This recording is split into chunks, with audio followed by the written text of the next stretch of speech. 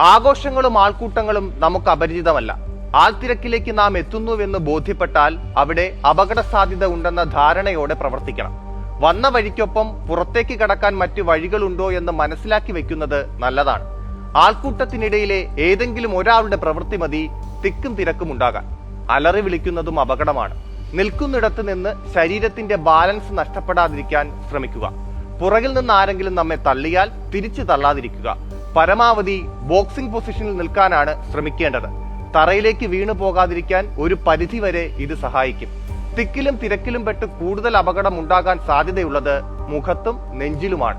ഇനിയിപ്പോൾ വീണുപോയാൽ കൈകൊണ്ട് മുഖവും നെഞ്ചും മറച്ച് ചുരുണ്ടുകൂടി ചരിഞ്ഞു കിടക്കുക. ഒരു കാരണവശാലും മലർന്നു കിടക്കരുത്.